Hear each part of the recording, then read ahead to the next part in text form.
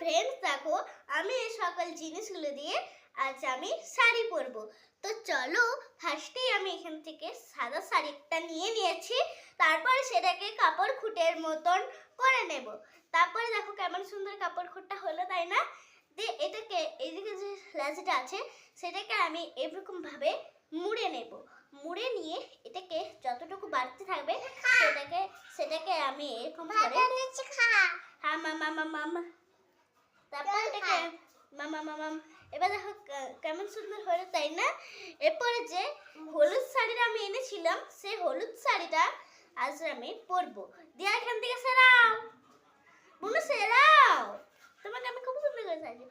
তারপরে দেখো এই হলুদ শাড়িটাকে আমি এখানে গুঁজে নেব। এরপরে তোমার যতটুকু আমার যে যতটুকু ইয়াট আছে ততটুকু আমি গুনতে পারবো। তারপরে বাকি যতটা আছে সেটাকে আমি এইরকম ভাবে শাড়ির মতন করে এইটি করে নেব। তারপরে আমি এটাকে এরকম ভাবে গুঁজে নেব, যেমন তোমরা কাপড় খুঁটের মতন করো। তারপরে সেটাকে এমনি করে মুড়ে নেব। তারপরে এটাকে আমি এখানে গুঁজে নিয়ে এটাকে এখানে গুঁজে নেব। তারপরে যদি তোমাদের আসল চুল থাকে তাহলে তোমরা কখনো এটা করো না। আমার তো আসল চুল নেই, তার জন্য আমি ফলস চুল লাগাচ্ছি।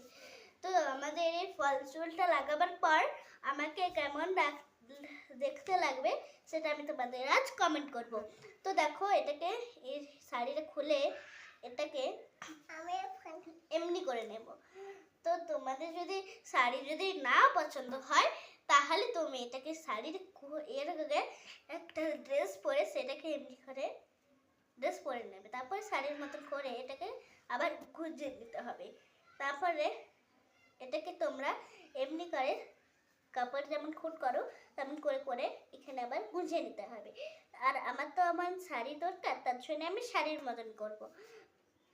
শাড়ির মতন করার জন্য এমনিভাবে শাড়ির মতন করে নিতে হবে। তোমাদের যদি আমার এই শাড়ি পরানোটা যদি ভালো লেগে থাকে প্লিজ একটা লাইক এবং সাবস্ক্রাইব করে দিয়ে যাও।